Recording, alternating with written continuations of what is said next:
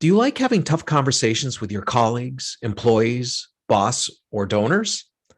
I don't think anyone does, but it is important that you have them. In today's podcast, I have our very own Karen Kendrick with special guest Brandyn Campbell, who will help us figure out how to have good, tough conversations that will inspire change and honor one another, no matter how difficult the conversation. Welcome to the Nothing But Major Gifts podcast from Veritas Group, featuring Richard Perry and Jeff Schreifels. Twice a month, we bring you the latest and best thinking about major gift fundraising, so you can develop authentic relationships with your major donors. Here are your hosts, Richard and Jeff. Welcome to the podcast today. I'm Jeff Schreifels, and Richard is off today, so you get me, and we have some special guests. You know, one of the most difficult parts of being on a team, regardless of your position, is having the skills and the confidence to have tough conversations. Many of us have had experience where the culture just wasn't open or was actually resistant to having people speak up about challenging topics. Knowing how to have difficult conversations and create a culture that is actually willing to learn and grow takes skill and practice. And that's why I've invited back Karen Kendrick, our Senior Director of Learning, to co-host with me for a very special interview we want to do. Karen has incredible experience in personal development training, developing emotional intelligence, and has coached many people through challenging conversations, including conversations that we get to have sometimes. So welcome, Karen. Thank you so much, Jeff. And I so appreciate that you're open to having difficult conversations. That's what makes working with you and at Veritas so meaningful, because we work on that as a culture. And we still got things to learn. So I'm so excited to have Brandyn with us today. So, well, as you know, from all our years and experience as organizational leaders, having tough conversations is part of the job. And it's absolutely critical to create a culture where you can address issues like underperformance or inappropriate behavior, or where someone on your team, wants to bring an issue to attention that maybe you as a leader need to hear some feedback on. All of that can be challenging. So what typically happens is that we avoid these kinds of conversations, and then they fester and they get they get to this deeper, more damaged impact on your team. People aren't speaking up. They aren't sharing their creative ideas. You aren't able to be innovative. And then there's a culture that's not really welcoming and inclusive, and where everyone feels like they can bring their best to the table. To bring some additional insight into this conversation, we've invited a special guest to join us. Brandyn Campbell runs Brandyn Campbell Communications and is a DEI expert. Brandyn is also an accomplished communication specialist, educator, speaker, and strategist who has worked with some incredible organizations, including the Philadelphia Eagles. All right. For the past 15 years, she's devoted her career to providing education on navigating cultural differences to business leaders and students alike. Thank you for joining us today, Brandyn. We're so excited. Thank you so much to you both for having me here. Yeah. So today, we're discussing how to have tough conversations. Brandyn, I know you've walked through many challenging conversations with leaders and teams as a consultant. So I'd love to have you start us off by answering this question. What is a difficult conversation, and why is it so hard for us to have them? It's a great question, and it points to some of what you mentioned in your introductory remarks, talking about how unnamed issues go unresolved and fester and then explode, and people wind up leaving. Hard conversations are the challenges that we all sense exist. We know that they exist, but we oftentimes actively try to avoid them. It's things like, again, you mentioned that I'm a DEI expert. It's things like bias, racial bias and implicit bias, performance in terms of a manager or a team member. And it's awkward. It's not pleasant to have hard conversations. And it's really human nature to try to avoid what we know is going to to be unpleasant. And we tend to avoid those things. But when they are unnamed, when someone feels them and the feeling isn't acknowledged, think about what that feels like in a personal relationship. It's nothing is getting resolved, and it actually serves to stifle growth of individuals, teams, and organizations. So that's why it's critical to be willing to enter into those conversations, to be willing and able to do so respectfully, so that people can be and feel heard, so that issues can remain as resolved. It does no benefit to any organization to just keep things being dysfunctional because that's the polite thing to do. That shouldn't be how we want to operate. So as a leader, I've got someone working with me and there's some issues. Maybe how they're getting along with other folks. Maybe it's performance. Maybe it's, just something they're needing to do more or less of, right? Or step into more of. And what is it that I'm afraid of? Like, what is that block? What is the story I'm making up in my head that's keeping me from stepping into that? It could be any number of things, but I love how you brought in that phrase, the story you're making up in your head, because story is really how we relate and understand one another as humans. If you're making up a story in your head, it's because you haven't heard the story of the person that you are working with, that you're needing to have this conversation with. We're at such a fascinating time in the working world, in this liminal space coming out of the pandemic, kind of, where we've had these fundamental shifts where some managers and organizations have seen that they need to actually have conversations for the first time with team members about their humanity, about how people are actually doing. So part of it isn't just about the specific conversation when there's a challenge. It's really valuing team members from the beginning, wanting to know who they are, how they operate, how they perform best. And once you have those elements of the story, then you can bring in the specific questions around where you're seeing some fall off or some challenges. But if it's just someone that you see as a machine, they're coming in and look at that, the machine isn't performing, that's not going to go well for anyone. So one of the biggest suggestions I would have for leaders is to approach these conversations with curiosity instead of judgment. Don't make up that story in your head, even though it's something we really all tend to do. Have a conversation, open the door and have some exploration to find out what could be happening in this person's life. I know that can sound really touchy-feely, but it kind of has to be. You could be making up this story when there's a really easy issue to resolve, or maybe the team member is going through something really hard. And if you can partner with them, provide some support in that one area, then you've addressed the issue, and then you're going to start seeing I hate to say it this way, but the productivity come back. And then you're going to have someone who feels valued because you've shown that you care about them beyond what they can do for punching numbers and having performance. I love how you talk about figuring out the humanity part of this. How if you can understand what's happening with that person as a leader, or even if you're an employee with their boss and understanding where your boss. So essentially what you're saying is we need to have empathy. We need to walk in each other's shoes a bit and try to understand what's going on with that person. And then we can start to have some more of those difficult conversations when we can get to that point, rather than, as you were talking about, being robotic about it. But I love the idea that it has to be a little squishy, right? Mm-hmm. Yes. It has to be from the heart. That's exactly right. With any team, with any really strong team, there are relationships. There is trust. So, and I love that word, and I'm going to use it all today. There has to be squishiness.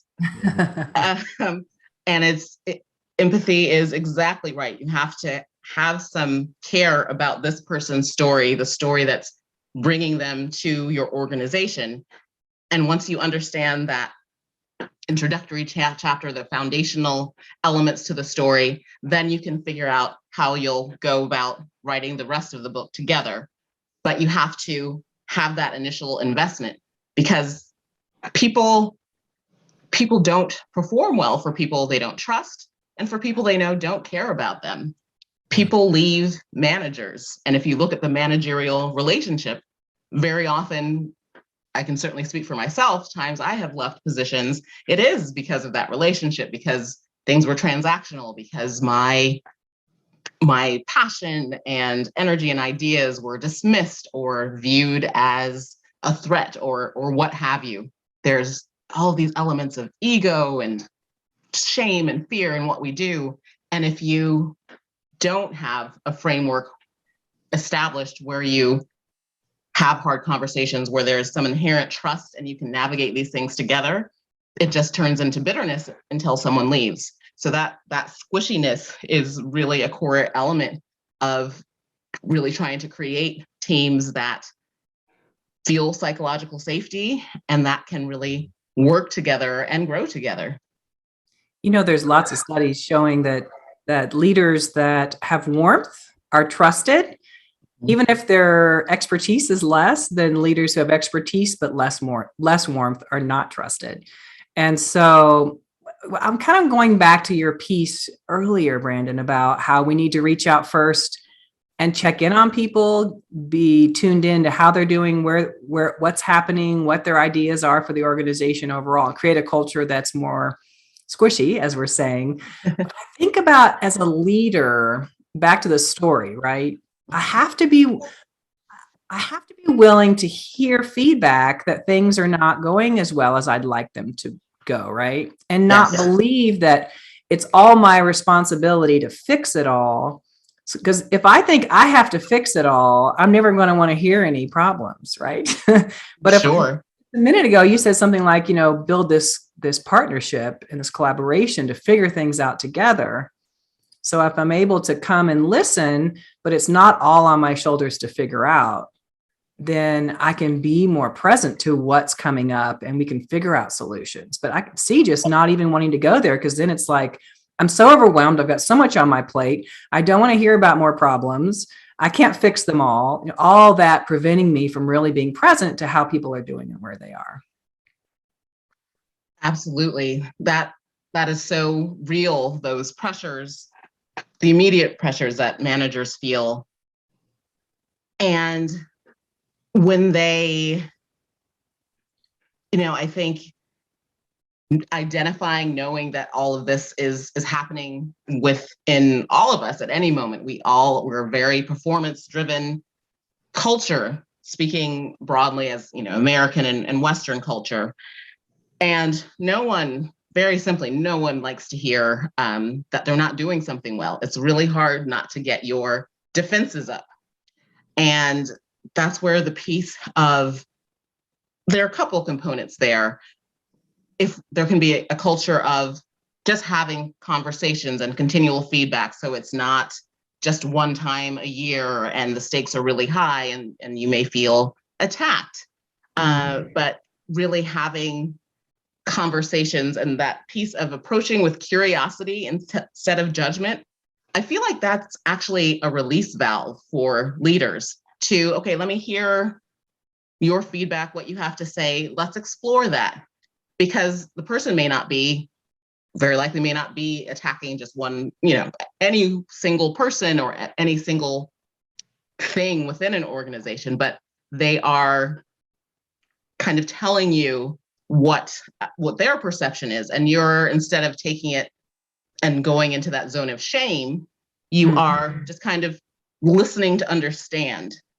And that piece right there, I think, is so yes, it's squishy, but I think it's really practical in freeing leaders from feeling like they have to fix everything, because you're hearing the full feedback. You're trying not to be defensive. You're putting your shoulders back and down and hearing what team members are saying in full. And that, if you've created that sort of opportunity for yourself as well as for the team, there are opportunities then for the team to work together to figure out how to navigate some of these pieces. Does that make sense? Yes, it does. And so let's go down the path of actual difficult conversations a little bit here. Sure. So as a leader, I've worked on having a space for conversations about how things are going and ideas on where things can be improved. But I've got someone I need to talk to about something. They're not stepping up like they should on the team, or not feeling like they're really following through with donors, let's say, the way they should. And I need to have this conversation. And I'm not comfortable doing that. Help me sort of think through that and develop some tools and skills.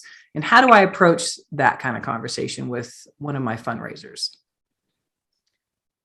Okay, I love that we're diving into a really practical example. I think in starting to frame the conversation just for yourself as a leader, thinking about that empathy piece that Jeff mentioned, that's really important.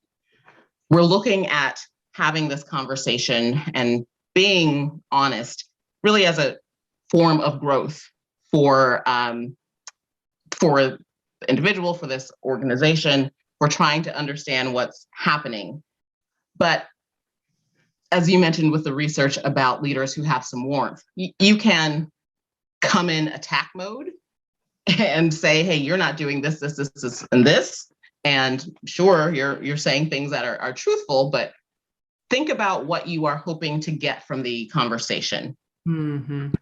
So if you are framing it in really wanting to understand what is happening, I think it's important to look at those metrics that you have. Is this a sudden drop off? Has a person consistently underperformed? That's helping to fill in a little bit of the narrative that you're putting together. But what are you trying to accomplish? Are you trying to find out the challenges so that together you can create a plan to help the person get to the performance you need them to get to? Or are you trying to be right? Exactly. Do you want that? Do you want a relationship, or do you want to be right, as I've heard it put? And that's something that you really have to think about. And I think that's a really important grounding framework in thinking about how to approach the conversation. And hopefully that can make it seem a little less daunting. One of the things I've noticed is that when people think about hard conversations, most people seem to think of hand-to-hand combat, like it's just going to be negative and awful. It doesn't have to be that way, but you have to decide what you want your approach to be. If you want to be empathetic and try to understand a certain element of the picture to get to this shared goal, it doesn't have to be a knockout, drag down fight. And I think we avoid this label of things being tough because we think it's going to be tough and we have an image of what that is. It doesn't have to be that. So really think about how you want it to look, what the outcome you want to be is, and how it might look to get there. How would you want to be approached with this challenge? And really that piece of curiosity. Again, if someone has really performed really well, but suddenly there's a drop off, there is something you want to understand there. So approaching the conversation from that angle rather than attack mode likely is going to help you understand and explore. Maybe there are some issues happening just in the industry overall that you're not aware of, but having that curiosity to understand is going to help you get to that outcome better than just attacking a person. One of the things in my training is around how I show up for a conversation. If I'm warm and present, then that invites the other person's nervous system to be more calm, and it helps the whole conversation. So some of this is, we get nervous. We think it's going to be difficult. We go into fight and flight. Like, how do we use some breath, some tools, and I have some tools and tactics. I want to hear yours before I share mine, to bring ourselves to the conversation in a warm and present, calm place. And then as the conversation goes along, we're going to get triggered, right? We're going to have things that happen most likely. And how do we keep bringing ourselves back to that space? Because it doesn't mean every conversation is going to be perfect and easy, but it gives so much more space for possibility and partnership when you can come in that space, right? So what kind of things do you talk to people about? And then I'll share some of my tricks and tools that I've learned through the years. Sure, absolutely. And that's such a great way to lay it out. It's so much in your approach to the conversation. I really recommend people try to, throughout the conversation, pay attention to, and it's very tricky at first. It can be, I'm saying pay attention to your breath and also pay attention to the person, and people can be like, I can't do all of the things. But I encourage people to be just aware of their stature and their body language, because when we are, again, if we label it tough and think it's going to be this tough thing, we tend to physically tense up, our shoulders go up. Really try to roll your shoulders back, have them down, take a deep breath, have a stance of a non-combative physical stance. And then I encourage them to, and we don't do this well as a society, to really sit, to listen, to understand, not listen to react. And even that gives you some space to sit in that breathing and that body language, hear what the person is saying, and not get defensive. You may be feeling that, but you're purposely staying quiet to fully hear what the other person is having to say. So it gives yourself some time. And again, being mindful of, are you going into attack mode, fight or flight, or are you really letting the person fully say what they need to say, taking that in, and then giving yourself some time to process and react. So that's one of the suggestions I give to my clients. And the cool thing here is we're not talking about sitting down with someone who's not performing and then they tell you all the reasons why they're not performing. And then you go, okay, we're not talking about that. Not at all. Not at all. We're talking about really listening, being curious, and maybe there's some pieces there that really need to be addressed, or they don't know how to use something or do something, or they're not getting information they need or tools they need. And however, you can still in a calm and present way really hold clear boundaries for people and say, and be able to speak into, I hear that. And so how are we going to get to this place? Because this is a place we need to get to. So let's figure that out together, because we can no longer stay where you are right now.